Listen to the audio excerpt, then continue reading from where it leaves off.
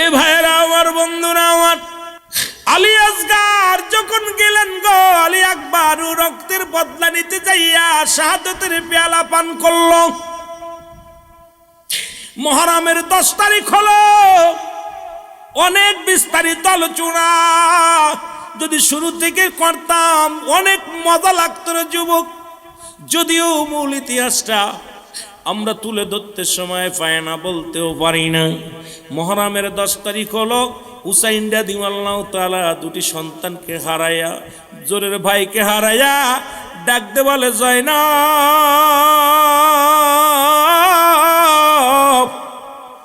জয়নাব রে, আর বসে থেকে কি লাভ, আর বসে থেকে কি লাভ? এসেছিলাম কালেমার দাওয়াত দেওয়ার জন্য, এসেছিলাম রাসূলুল্লাহ সত্যবাণী প্রচারের জন্য। আরে কলিজার টুকরা সন্তানদের হারাইলাম। এরে আমি যাব যুদ্ধের ময়দানে, আর দেরি করব না। জয়নাবকে ডাকতে বলে, জয়নাব,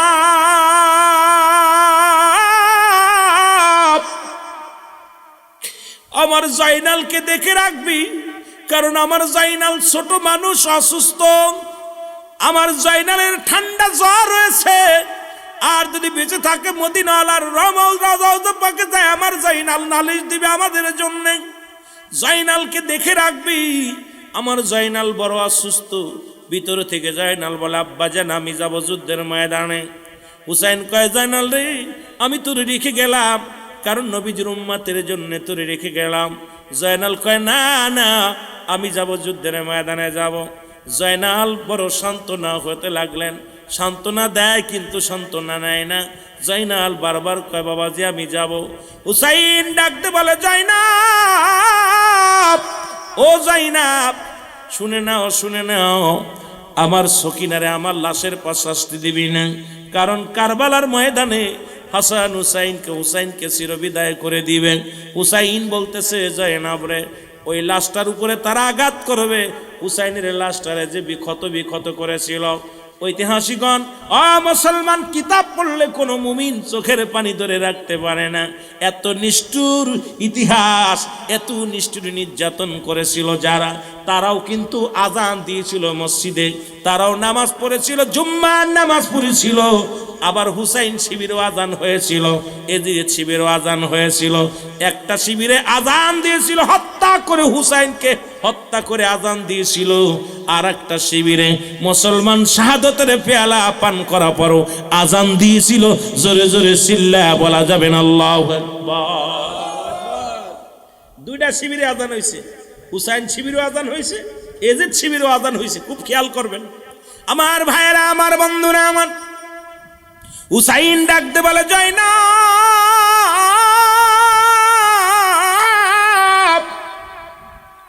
আমার সকিনারে আমার লাশের পাশে আসতে দিবি না, কারণ আমার দেহটা ক্ষত করে ফেলবে। আমার দেহ দেখে সহ্য করতে পারে না আমার জয়নাব। এরে জয়নাব রে, আমার সকিনারে দেখে রাখবি। 2 নাম্বার জয়নাব, শুনে নাও, জয়নাব শুনে নাও, শুনে নাও, ও জয়নাব শুনে নাও, আমার নানাজির পাগড়ি মোবারক নিয়ে আসো। জয়নাব পাগড়ি মোবারক নিয়ে আসলেন, পাগড়ি মোবারক মাথার মধ্যে লাগাইলেন, লাগায় একটা চিৎকার দিয়ে বলে, নানাজি, এই সত্য ইসলামের জন্য আমি পাগড়ি লাগাইলাম মাথার মধ্যে। আমার দেহের মধ্যে যতক্ষণ পর্যন্ত প্রাণ থাকবে, আমি যেন বাতিলের কাছে মাথা নত না করি, জীবন দেয়া যেন প্রমাণ করতে পারি আমি নবীর আশিক ছিলাম, আল্লাহর গোলাম ছিলাম। জোরে জোরে চিল্লায় বলা যাবে না মারহাবা, আর একটু জোরে জোরে চিল্লায় বলা যাবে না মারহাবা। মুসলমান, জয়নাব কি করলেন? পাগড়ি মোবারক নিয়ে আসলেন। পাগড়ি মোবারক রাসূল পাক সাল্লাল্লাহু আলাইহি ওয়াসাল্লামের পাগড়ি মোবারক হুসাইন রাদিয়াল্লাহু তাআলা মাথার মধ্যে লাগাইলেন। ডাকতে বলে, জয়নাব, ও জয়নাব শোনো, তাড়াতাড়ি শুনে না, আমার আব্বা জানের জুলফিকার মুবারক নিয়ে আসো। শেরে খোদা হযরত আলীর জুলফিকার মুবারক আনা হলো। জুলফিকার খানা হাতের মধ্যে নিয়ে হুসাইন রাদিয়াল্লাহু তাআলা একটা চিৎকার মেরে বলে, বাবাজি, ও আমার আব্বাজি, ইসলামের জন্য জীবন দিয়া দিব।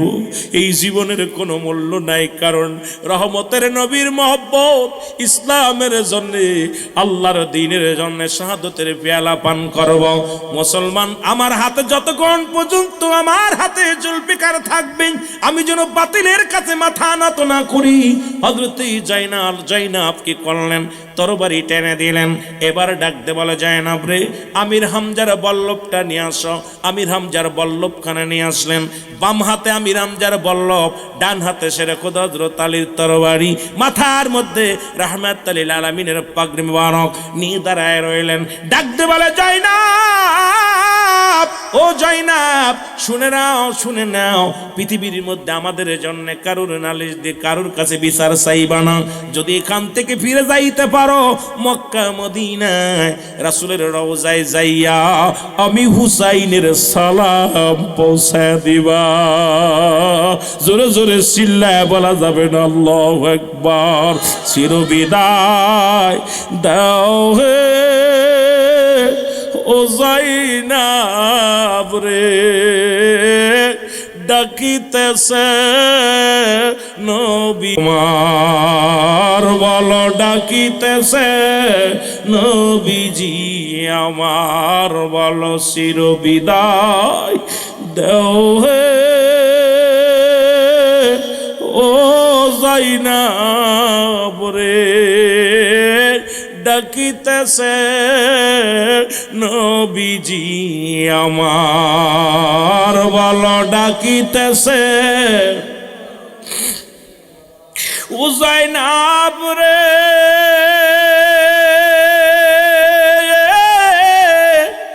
মা জননী নাই রে ধরা, কে বুঝিবে ব্যথা সন্তানের হায়। বাবা গিছে আগে যে বিদায়, ও জাইনাব রে, ডাকিতেছে নানাজি আমার, বলো ডাকিতেছে। আরো জোরে জোরে বলেন, হাসান হুসেনের প্রেমে চোখের পানি ফেললে মুসলমান জাহান্নামের আগুন হারাম হয়ে যাবে। বলেন, ডাকিতেছে নানাজি আমার, বলো ডাকিতেছে। দয়ার নবী, মায়ার নবী,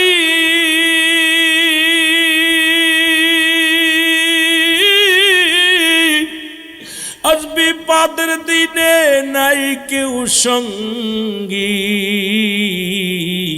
সাথে রয়েছে আমারই আল্লাহ।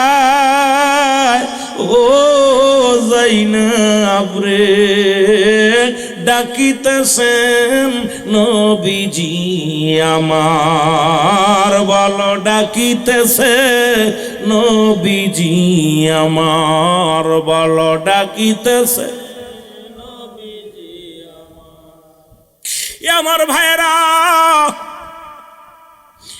এক হাতের মধ্যে তরবারি আর এক হাতের মধ্যে বল্লভ, মাথার মধ্যে রাসূলুল্লাহর পাগড়ি মুবারক নিয়ে যুদ্ধের ময়দানে চলে গেল। অনেকগুলো সৈন্যকে কতল করে হযরত হুসাইন রাদিয়াল্লাহু তাআলা এই জমিনের মধ্যে পড়ে গেলেন। সবচেয়ে মজার বিষয় শুনে নেন, আজকে দাড়িওয়ালা টুপিওয়ালারা কি করেছিল। ওদিন দামেস্কের মসজিদের ইমাম যিনি ছিলেন, এজিদ ছিলেন দামেস্কের মসজিদের ইমাম। এত বড় একজন ইমাম হইয়া যার পাশে ১৬ লক্ষ মানুষ নামাজ আদায় করত, কেমনে করে নবীর আহলে বায়াতদেরকে তারা হত্যা করলো? কেমনে একটু প্রাণ কাঁপে না, একটু মায়া লাগে না? কোন লেখক বলেছে যে শেমর, এই শেমর ছিল দামেস্কের মসজিদের মুয়াজ্জিন। উনি আজান দিতেন, মাঝে মাঝে মসজিদে আজান দিতেন। যখন হুসাইন রাদিয়াল্লাহু তাআলা গায়ের মধ্যে ৭২টি তীর যখন লাগায় দিছে, জমিনের মধ্যে পড়ে গেছে। হুসাইন পড়ে যাওয়ার পর চিৎকার মেরে বলে, শেমর রে, আমাকে মারিস না, আমাকে যদি মারিস আমার নানা কষ্ট পাবে। আমি দিন ইসলামের দাওয়াত দিতে আসছি, আমাকে তুই মারবি না। কিন্তু শেমরের দিলে কোনো মায়া হলো না। ডাকতে হুসাইন ডাকতে বলে, শেমর, আমি তোমাকে চিনতে পেরেছি, আমার নানাজি বলেছিল মক্কা মদিনার ওই কালা কুকুর, ডুরা কাটা কুকুর আমার পায়ের মধ্যে কামড় মেরেছে, আমার আর বুঝতে বাকি নাই তুমি সেই নিষ্ঠুর কুকুর, কারণ তুমি অর্থের লোভে পড়ে গেছো। ওই যে আগেই বলেছি বাল্যহুয়া কেলাব, এই দুনিয়াটা পচা দুর্গন্ধ মরি, তুমি অর্থের লোভে পড়েছো, তুমি আমাকে মেরে ফেলবা, তবে আমাকে আর কষ্ট দিস না। ওজা মুসলমান গভীর মনোযোগ, হুসাইন রাদিয়াল্লাহু তাআলার কলিজার মধ্যে পল্লব দিয়ে খুসাইতে লাগছে রে। আর হুসাইন ডাকতে বলে নানাজি ইয়া মুহাম্মাদান, ইয়া মুহাম্মাদান, ইয়া মুহাম্মাদান বলে চিৎকার মেরেছিল সেদিন। আমার নবীজিকে ডাকতে হুসাইন বলে নানাজি, ও আমার নানাজি, আর পারছি না রে নানাজি। হুসাইন ডাকতে বলে শ্যামর রে, আমাকে একটু শান্তি দে, কারণ আমি জয়নালের কান্না শুনতে পাই, আমি আমার নানাজির ডাক শুনতে পাই। জোরে জোরে চিল্লায় বলা যাবেন আল্লাহু আকবার, জোরে জোরে চিল্লায় বলা যাবেন আল্লাহু আকবার। ধীরে ধীরে চালাও গো সুরি, ধীরে ধীরে চালাও গো সুরি, নিষ্ঠুর মারি গলায়, এ গলাতে দিছেন গো চুমা আমারি নানাই, বলো এ গলাতে দিছেন চুমা আমারি নানাই, বলো ধীরে ধীরে চালাও সুরি, ধীরে ধীরে আমারি গলায়, এ গলাতে দিছেন গো চুমা আমারি নানাই, অনুনাই বিনাই করি নিষ্ঠুর তোমারে, জয়নাল বেদিনের কান্না শুনতে দেও আমারে, আইরে দয়ার নবীর মধুর ডাকটা শুনতে দেওয়া আমারে। আরে ডাকে আমার ওই নানাজি, ডাকে আমার ওই নানাজি, মারিস না আমারে, ওরে ডাকে আমার ওই নানাজি, মারিস না আমারে। ধীরে ধীরে চালাও সুরি, ধীরে ধীরে চালাও গো সুরি, নিষ্ঠুর আমারি গলায়, এ গলাতে দিছেন গো চুমা আমারি নানা। আমার ভাইয়েরা, অনেক অনুনয় বিনয় করা পরও নিষ্ঠুর শোনে নাই কথা। হুসাইন বলেন, হুসাইন ডাকতে বলে এ নিষ্ঠুর আমার কথা শুনবি না, যেহেতু আমার নানাজি হলকমের উপর দিয়া সুমা দিছে, নিজ দিয়ে পোজ নিজ দিয়া উপর দিয়া পোজ দাও, সঙ্গে সঙ্গে পোজ দিলেন। হুসাইন রাদিয়াল্লাহু তাআলার কাল্লাটা কেটে ফেললেন। কাটা পর হুসাইনের সবচেয়ে নগণ্যতম সুন্নি ভাইয়েরা, আমরা কেন নবীর পাগল, কেন হুসাইনের পাগল? আমার বাবারা হুসাইনের কাল্লা কাটিয়া তরবারির উপরে থুয়া থুতু নিক্ষেপ করলেন। ফুটবল যেমন লাথি মারে ঠিক তদ্রুপ ওই ময়দান দিয়া তার মাথাটাকে বেজ্জতি করা হলো। হুসাইনের গায়ের পণ্যের কাপড়টা খুলে নেওয়া হলো, উলঙ্গ করে দেওয়া হলো, গায়ের পণ্যের কাপড়টা রাখছিলেন না। এ মুসলমান, আমরা সইতে পারি না, প্রতিটা পশম আমাদের হারিয়ে যায়, কারণ যখন হুসাইনের বিপক্ষে কথা বলে চলে তখনই আমাদের কলিজা আঘাত লাগে। জোরে বলেন ঠিক কিনা? আমার ভাইয়েরা, হুসাইনের পণ্যের কাপড়টা খুলে নেওয়া হলো, হুসাইনের গায়ের মধ্যে মুসলমান 70টা ঘোড়া চালানো হলো। এক একটা ঘোড়া, তেজি ঘোড়া দিয়ে হুসাইনের গায়ের গোস্তগুলো টুকরো টুকরো হয়ে জমিনের মধ্যে পড়ে গেল। হুসাইনের গোস্তের ভিতরে ডাক দিয়েছিল ইয়া মুহাম্মাদান, ইয়া মুহাম্মাদান, ইয়া মুহাম্মাদান, ইয়া নানাজি, ইয়া নানাজি, চিৎকার মেরেছিল সেদিন। কিন্তু নিষ্ঠুরের দিলে কোনো দয়া ময়া হয় নাই, তাকে হত্যা করার পর। এ আমার মুসলমান শুনে নাও, গভীর মনোযোগ আমার বাবারা আমার। ওই চিৎকার শুনে ইবনে আব্বাস বলেন, ইবনে আব্বাস বলে আমি ঘুমাইছিলাম, দেখি স্বপ্নের মধ্যে আমার নবী ডাকতে বলতেছে, ইবনে আব্বাস, মক্কা মদিনার মানুষের জানিয়ে দাও আমার হুসাইনের শাহাদাতের পেয়ালা পান করেছে, আমার হুসাইনকে হত্যা করেছে। মক্কার মানুষেরা যদি আর ঘুমায় না, ওই আমার হুসাইনকে আমি দেখতে রওনা দিলাম। ইবনে আব্বাস বলে আমি ঘুমের মধ্যে দেখি রাসূলুল্লাহ রওজা থেকে উঠে দৌড় শুরু করেছে, কারবালার দিকে দৌড় শুরু করেছে। আমার নবীজি কাঁদতে কাঁদতে রওনা দিতেছে। এ মুসলমান, গভীর মনোযোগ। সুতরাং এই হুসাইনি সৈনিক, আজকে হাসান হুসাইন রাহমাতুল্লাহ আলাইহির যে সংগঠনটা কিয়ামত পর্যন্ত যেন চালু থাকে, এই সংগঠনের মাধ্যমে যেন ওলিদের কথা হয়, নবীদের কথা হয়, এখান থেকে যেন দুশমনেরা সুলগান চিরতরে বিদায় হয়ে যায়। যারা বলেন ঠিক কিনা? এ দুনিয়ার মুসলমান শুনে নাও, ও যুবক, দিলের কান্ডা লাগা শুনে নাও, দিলের কান্ডা লাগা শোনো। নামাজ ছেড়ে দিয়া কবিরা গোনা, মিথ্যা বলা কবিরা গোনা, বেগানা নারীর সঙ্গে দেখা দিয়া কবিরা গোনা, বেগানা পুরুষের সঙ্গে দেখা দিয়া কবিরা গোনা। আইরে গোনা, শুধু গোনার গোনা। এত গোনা করছি, গোনার বোঝা নিয়া যদি কবরে যায়, আল্লাহ রব্বুল আলামিন যখন ধরবে কেমনে সারা পাবো? এই গুনার কথা মনে করি আল্লামা কুতুবী রাহমাতুল্লাহ বয়ান করে, বান্দা, ও বান্দা শুনে নাও, শুনে নাও। এই গুনার কথা মনে করিয়া বান্দা যখন খাস তওবা করিয়া চোখের পানি ছেড়ে ডাকতে বলে আমার আল্লাহ, আল্লাহ বলে বান্দা যখন ডাক দেয়, ওই বান্দার আল্লাহ বলে ডাক দিয়া চোখের পানি ছেড়ে দেয়, আমার আল্লাহ রব্বুল আলামিন বান্দার জীবনের সব গুনাহ মাফ করে দেয়। জোরে বলেন সুবহানাল্লাহ। এ আমার ভাইরা, সবাই তো কর্মজীবী মানুষ, গায়ের ঘাম ছড়াও, কষ্ট করো। একটা কথা আমার মনে পড়ে গেল, আজকে তওবা করাইলাম, ইস্তেগফার করাইলাম, আলোচনার শুরু থেকে ইস্তেগফার করাইয়া আলোচনা শুরু করলাম। এরে মুসলমান, গভীর মনোযোগ। ওরা মুসলমান শুনে নাও, এরে আহম্মদ এই পৃথিবীর মধ্যে শুনে নাও, এর মুসলমান শোনো, গুনাহগার বান্দারা শুনে নাও, পাপীরা শুনে নাও। ইস্তেগফারের কত দাম, ইস্তেগফারের কত দাম।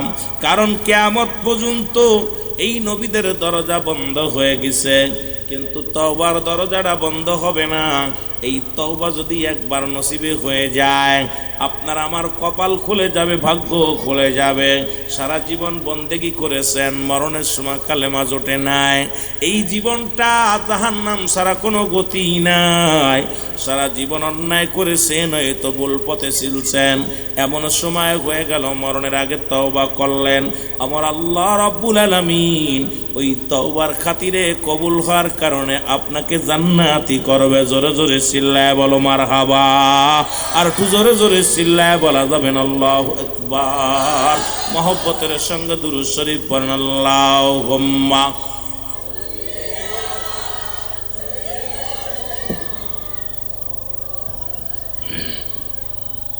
ওয়ালা আলি সাইয়্যিদিনা। ওরে মুসলমান, তওবার কত দাম। আহমদ ইবনে হাম্বল, গভীর মনোযোগ। ও মুসলমান, চার মাযহাব, এই চার মাযহাবের একজন ইমাম আহমদ ইবনে হাম্বল, উনি কি করলেন? এই দুনিয়ার মধ্যে ছদ্মবেশে বাইর হয়ে গেলেন। রে বাবা শুনে নাও, গভীর মনোযোগ। একটা কথা বললে, সবাই তো কাজ করেন, কাজের মধ্যে ইস্তেগফার করলে যদি আল্লাহ কবুল করে নেয়। এরা মুসলমান, উনি ছদ্মবেশে রওনা দিয়ে পথের মধ্যে বাইর হয়ে গেলেন। যাইতে যাইতে যুবক, ও আমার বাবারা আমার শুনে নাও, একজন পথিকের সঙ্গে দেখা। ও আমার বাবারা আমার, এই পথিকটা ভাঙ্গাচুরে একটা ঘরের মধ্যে বয়ে আছে, আর এমনভাবে আল্লাহর জিকির করে, এমনভাবে আল্লাহর পাগল। প্রতিটা দমে দমের মধ্যে আস্তাগফিরুল্লাহ আস্তাগফিরুল্লাহ আস্তাগফিরুল্লাহ করে। এই পাগলটার সঙ্গে দেখা হয়। হযরতে মুসলমান শুনে নাও, আহমদ ইবনে হাম্বল উনি কি করলেন? একটা জীর্ণ শীর্ণ একটা মসজিদ দেখতে পাইলেন। ওই মসজিদের মধ্যে চিন্তা করে হাঁটতে হাঁটতে ক্ষুধা লেগে গেছে, হাঁটতে হাঁটতে ক্ষুধার্ত অবস্থায় ক্লান্ত দেহটা নিয়ে চিন্তা করে আল্লাহ কোথায় একটু রেস্ট নিব, কোথায় একটু শান্তিতে ঘুমাইব। ও মুসলমান শুনে নাও, খুঁজতে খুঁজতে একটা মসজিদ পাইলেন, আল্লাহর ঘর। মসজিদ কার? আমরা কার? এই জমিন কার? এই মসজিদ খানা পাইলেন। এই মসজিদের মধ্যে উনি কি করলেন? নামাজ আদায় করলেন, ঈশার সলাত আদায় করলেন। সলাত আদায় করে সব মুসল্লি যখন বাইর হয়ে গেল, খুব খেয়াল করবেন বাবারা আমার, এইবার যখন সব মুসল্লি বাইর হয়ে গেল, মুসলমান আহমদ ইবনে হাম্বল উনি কি করলেন? সঙ্গে সঙ্গে একটু বিশ্রাম নিলেন, মসজিদের মধ্যে শুয়ে পড়লেন। শুয়ে চিন্তা করে আল্লাহ তোমার ঘরের মধ্যে ইবাদত করলাম, তোমার সিজদা দিলাম, মাথা লুটাইয়া তোমার দরবারে আল্লাহ সিজদা দিলাম। ও রব্বি কারীম, এই রাতটুকু আজকে মসজিদের মধ্যে কাটায় যাব, বাইরে আমি কোথায় যাব? বাইরে তো যার জায়গাও নাই, আমিও তোমার, আল্লাহর ঘরও তোমার, এই ঘরের মধ্যে রাতটুকু কাটায় যাব। উনি বিশ্রাম নিতে লাগলেন। মুসল্লিরা যখন বাইর হয়ে গেলেন, খাদেম সাবাইয়া দেখে রে মসজিদের ভিতরে একটা লোক শুয়ে আছে। দমক দিয়ে বলে, ওই লোক তুমি মসজিদের ভিতরে শুয়ে আছো কেন? বলে, আমি একটু বিশ্রাম নিব, রাতটুকু কাটায় যাব, ফজরে আজান পড়লে এখান থেকে বাইর হয়ে চলে যাব। খাদেম বলে, এখানে কি বিশ্রামের জায়গা? এখানে কি ঘর? এখানে কি ও যুবক, এখানে কি তোমার জন্য বালাখানা করা হয়েছে? মসজিদ থেকে বাইর হও। মসজিদ থেকে বাইর হতে চাই না। ইমাম হাম্বল রাদিয়াল্লাহু তাআলা উনি কি করলেন? মুসলমান অনেকক্ষণ বয়া রইলেন, কিন্তু ধমক দিয়া খাদেম সাহেব মসজিদ থেকে বাইর করে দিলেন। কিন্তু তখনও পর্যন্ত এত বড় একজন ইমাম, যার নাম শুনল তৎকালীন যেমন রাজা বাদশাহ দাঁড়াইতেন, সালাম দিতেন, যিনি যে পথে যাইতেন মানুষ দাঁড়ায়া দাঁড়ায়া তারে সেলট দিতেন। ওই ইমাম হাম্বল যে রাস্তা দিয়ে যাইত, ওই তৎকালীন জামানার রাজা বাদশারা দাঁড়ায়া দাঁড়ায়া তারে সেলট দিত। কিন্তু এত বড় একজন আল্লাহর মাহবুব বান্দা হওয়ার পর নিজের পরিচয় গোপন রাখলেন। খাদেম দমক দেয়, খাদেমের দমক শুই না একটু বিচলিত হয় নাই, রাগান্বিত হয় নাই। এমন মুসলমান শুধু কান্দার বলে, আমার আল্লাহ এই ধমকটা আমার হয়তো প্রাপ্য ছিল, এই জন্য ধমক খাইলাম। আমি যদি উত্তর দিই প্রতিশোধ হয়ে যাবে।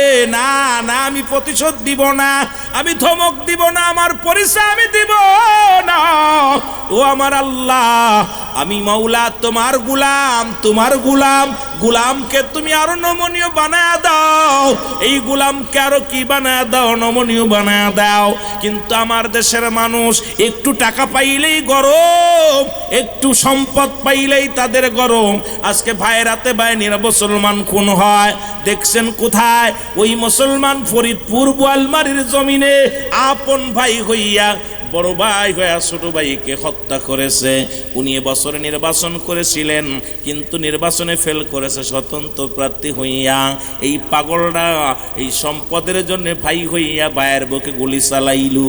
ওর কি একটু ধারণা নাই? আল্লাহ কয় কুল্লু মান আলাইহা ফান, আল্লাহ কয় বান্দা এই জমিনটা আমি রাখবো না, এই জমিনের মধ্যে যা কিছু আছে আমি আল্লাহর জন্য বিচ্ছিন্ন করে দিব।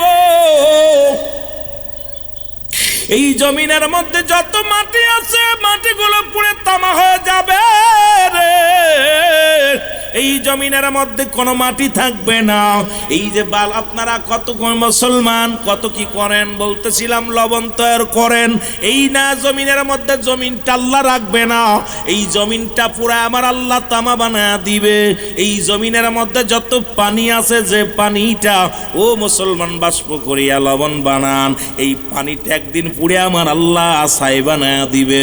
আল্লাহ কয় বান্দা যেদিন কিচ্ছু বলতে কিচ্ছু থাকবে না, সেদিন থাকবো শুধু আমি আল্লাহ। জোরে জোরে চিল্লা বলা যাবে না মারহাবা। আল্লাহ কয় যেদিন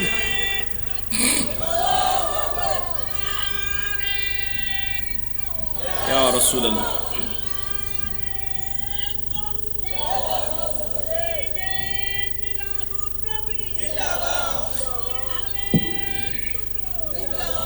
আল্লাহ কয় বান্দা যেদিন আমি থাকবো আমার নবীর প্রেম ভালোবাসা নিয়ে গো। সবচেয়ে মজার বিষয়, সুন্নি হইয়া জন্ম নিলাম, সুন্নির ঘরে জন্ম নিলাম। আল্লাহ কয় যেদিন কিচ্ছু থাকবে না, থাকবো শুধু আমি থাকবো আমার রসুলের ভালোবাসা নিয়া। আমরাও থাকতে সেই রসুলের ভালোবাসা নিয়া, জোরে বলেন ঠিক কিনা। মদিনা যাইতে পারলাম না, মদিনা। আরো জোরে জোরে চিল্লায় বলেন মদিনা যাইতে পারলাম না, মদিনা। আমি অসহায়তায় এত দূরে রই, বলো অসহায়তায় এত দূরে রই, দূর থেকে সালাম জানাই, বলো দূর থেকে জানাই। মদিনা যাইতে পারলাম না, মদিনা। মদিনার নাম কত সুন্দর,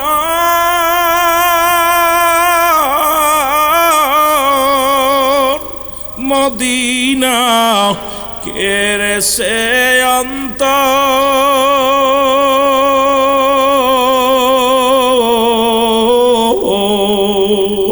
ওই মদিনার পথের দুলি, ওই মদিনার পথের দুলি মাখতে পারলাম না, মদিনা।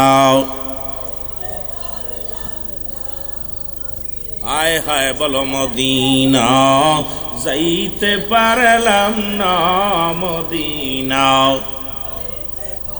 আমি অসহায়তায় এত দূরে রই, বলো অসহায়তায় অল্প দূর থেকে সালাম জানাই, বলো দূর থেকে সালাম জানাই। মদিনা যাইতে পারলাম না, মদিনা দেখতে পারলাম না, মদিনা যাইতে পারলাম না, মদিনা দেখতে পারলাম না। আল্লাহুম্মা পানি লাগবে না, মাঝে মাঝে সাক পায়েন বলে।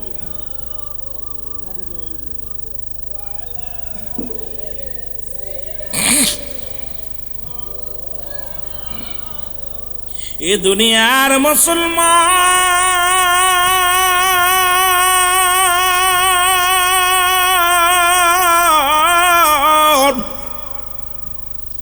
ইমাম হাম্বল যাইয়া বাবার গভীর মনোযোগ। ইমাম আহমেদ হাম্বল, ও মুসলমান শুনে নাও, আহমদ ইবনে হাম্বল, অনেকেই বলে হাম্বল বলে, কেউ বলে মুসলমান, শুনে রাহমাতুল্লাহ আলাইহি।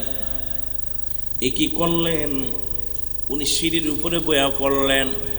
সিঁড়ির উপরে বইয়া, মসজিদের সিঁড়ির উপরে বইয়া চোখের পানিগুলো ছেড়ে দিয়ে বলে রব্বি কারীম, তোমার মসজিদে জায়গা হলো না, আজকের রাতটা বুঝি সারা রাত ফাঁকা ময়দানে কাটাইতে হবে।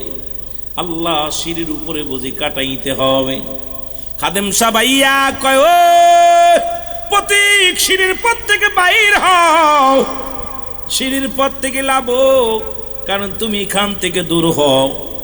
মুসলমান এইবার ওনাকে হাত ধরে টেনে উঠান তো ওখান থেকে। হযরতে মুসলমান আহমদ ইবনে হাম্বল ওনাকে হাত ধরে বাইর করে দিলেন। এই গুটি গুটি পায়ে উনি দেখতে পাইলেন রাস্তার ওপারে একটা ছোট্ট দোকান। এই দোকানটা উনি দেখতে পাইলেন, গেলেন দোকানদারের কাছে, যায় দাঁড়াইয়া রইলেন। ভিতর থেকে দোকানদার সালাম দেয়, আসসালামু আলাইকুম। ওই প্রতীক বলো, ওয়ালাইকুম আসসালাম। ও প্রতীক, আপনার সঙ্গে যা যা হয়েছে সব আমি দেখেছি। খাদেম সাহেব আপনাকে মসজিদ থেকে বাইর করে দিল। এরপরে আপনি সিঁড়ির উপরে, মসজিদের সিঁড়ির উপরে বসলেন, এখান থেকেও খাদেম সাহেব আপনাকে বাইর করে দিল। এর আল্লাহর ঘরে আপনার জায়গা দিল না। আপনাকে তাড়ায়া দিল, আপনি রাগান্বিত হলেন না। যদি কিছু মনে না করেন, আমি ছোট্ট এই ঘরের মধ্যে, এই দোকানের মধ্যে রুটি বানাই, সারা রাত ভরে রুটি ছেনি, সকালবেলা রুটিগুলো বানাই, এলাকার মানুষগুলো আমার দোকানে এসে খায়। যদি আপনি মনে কিছু না করেন, এই ঘরের মধ্যে বিশ্রাম নিতে পারেন। মুসলমান শুনে নাও, হযরতে আহমদ ইবনে হাম্বল উনি কি করলেন, এই ঘরের ভিতর প্রবেশ করলেন, দেখে আগুনের তাপ, ঘরটা বড় মুসলমান অনেক গরম, কারণ বিশাল ঠান্ডা, শীতের মধ্যে গায়ের মধ্যে পোশাক নাই। ও মুসলমান, শীতের পোশাক নাই, কনকনে শীতের মধ্যে দোকানের মধ্যে রইলেন। কিন্তু উনাকে শোয়া দেওয়া পর দোকানদার বিড়বিড় করে মুসলমান দেখে পানি ছেনলো, পানি যখন ঢাললো আটার মধ্যে, বিড়বিড় করে মুখটা নাড়ায়। এবার দেখে আটা যখন গোলাইলেন তখনও বিড়বিড় করে ঠোঁটনা নড়ায়। এবার আটা যখন খামির বানাইলেন তখনও বিড়বিড় করে মুসলমান কি যেন বলে, ঠোঁটটা নাড়ায়। আবার যখন রুটি বানানো শুরু করলো তখনও ঠোঁট দুইটা বিড়বিড় করে নড়ায়। ইমাম সাহেব এবার জিগাইলেন, ও ভাই দোকানদার, মনে কিছু করবেন না, আপনার কাছে একটু জানতে চায়। আমি দেখলাম আপনি কি যেন বলেন, আপনি এই যে পানি টানলেন রুটির মোটা আটার মধ্যে যখন পানি দিলেন তখনও দেখলাম আপনি মনে মনে যেন কি বলেন, কি দুরূদ কি পড়েন। আবার যখন আপনি আটা বানাইয়া খামির বানাইলেন তখনও দেখলাম কি যেন বলেন। আবার যখন রুটি বানান তখনও যেন কি বলেন। দোকানদার বলে, ভাই আমি আর কিছু বলি না। ও ভাই শুনে নাও, যখন আমি আটাগুলো একটা পাতিলের মধ্যে থুইয়া যখন পানি দিই তখন আমি ইস্তেগফার করি, লা হাওলা লা কুওয়াতা ইল্লা বিল্লাহ, আস্তাগফিরুল্লাহ আস্তাগফিরুল্লাহ আস্তাগফিরুল্লাহ। যখন আমি পানি দিলাম তখন বললাম আস্তাগফিরুল্লাহ, যখন আমি যখন খামিরগুলো বললাম আস্তাগফিরুল্লাহ, এখন আমি রুটি বানাইলাম তখন বললাম আস্তাগফিরুল্লাহ। বলে, ভাই আপনি এটা বলেন কেন? আমি এইটা বলার কারণে আমি এত বরকত পাই, রব্বে কারিম আমারে কোথায় অভাব রাখে না। এই দুনিয়ার মধ্যে ইস্তেগফার করার কারণে আল্লাহ আমাকে এত বড় ধনী বানায় দিছে। দুনিয়ার সম্পদ আল্লাহ এত পরিমাণ আমার দিছে, শুধু আমার মনে একটা মাত্র আশা, আমি যা বলি আমার আল্লাহ কবুল করে। আমি আল্লাহর কাছে যা চাই আমার আল্লাহ সেটা কবুল করে। জোরে জোরে চিল্লায় বলা যাবে না সুবহানাল্লাহ।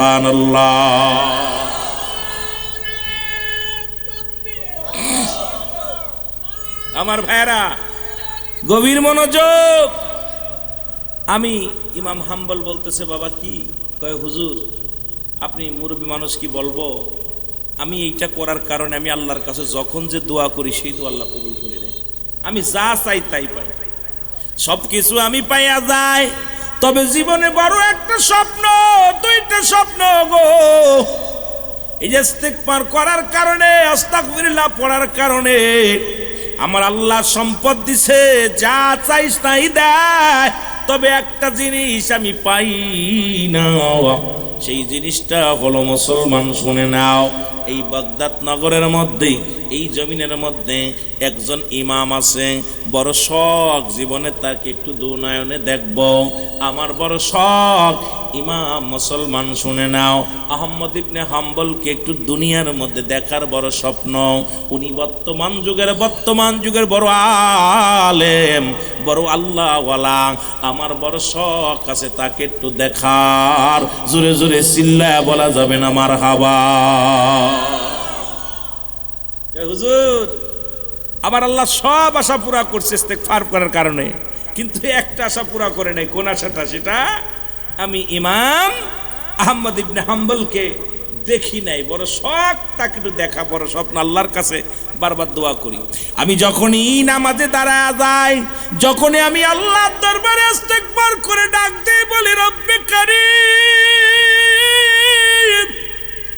ও রব্বে কারীম গো,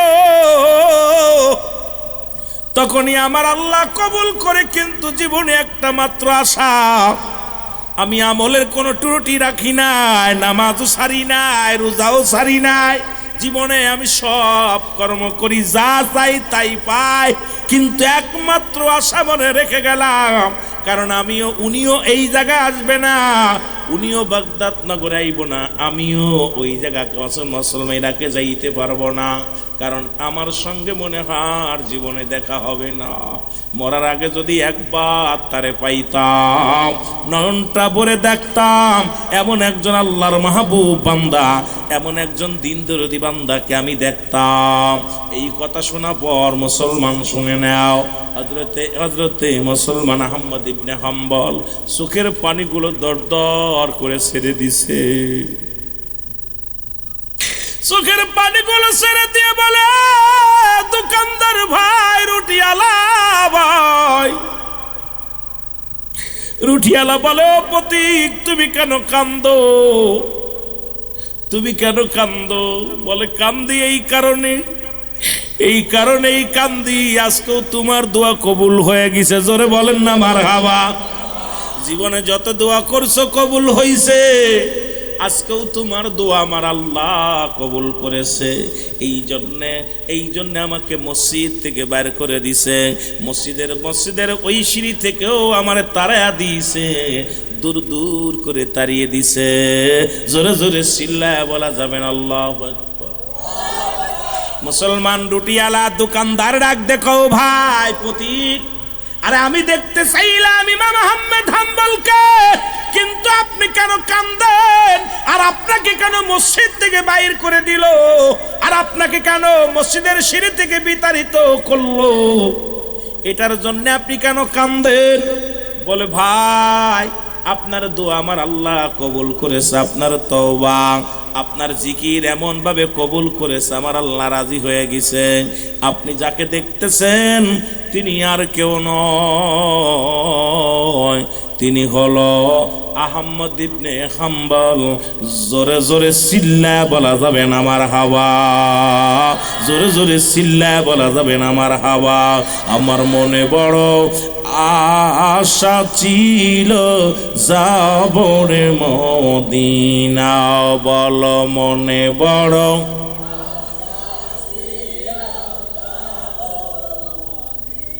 এর মক্কাওয়ালা মদিনাওয়ালা, মক্কাওয়ালা মদিনাওয়ালা, আমায় তুমি দেখা দাও। আমার মনে বড় আশা ছিল যাব রে মদিনায়, বল মনে বড়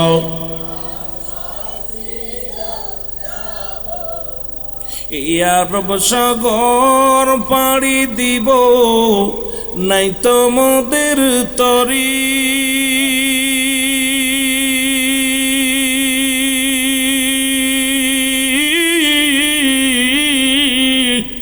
পাখা নয় তো উড়ে যাব ডানাতে ভর করি।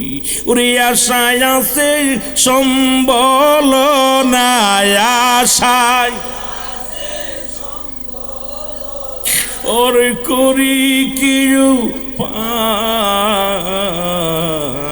আমার মনে বড় আশা ছিল যাব মদিনায়, বল মনে বড়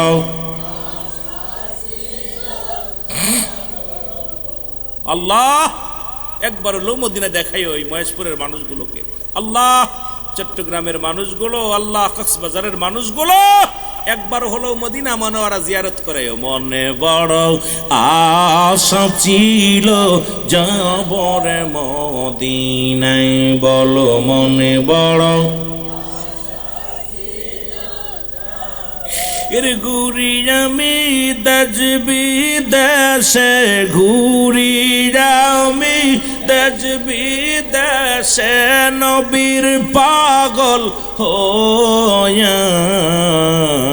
আমার মনে বড় আশা ছিল যাব মদিনায়, বল মনে বড়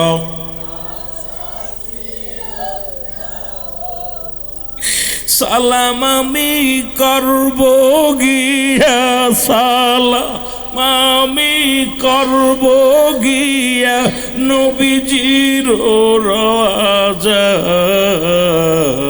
আমার মনে বড়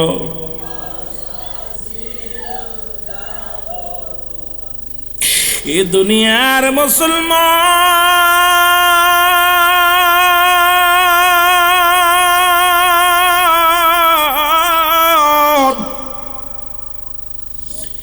এবার দোকানদার চোখের পানি ছেড়ে কান্দার বলে রব্বে কারীম,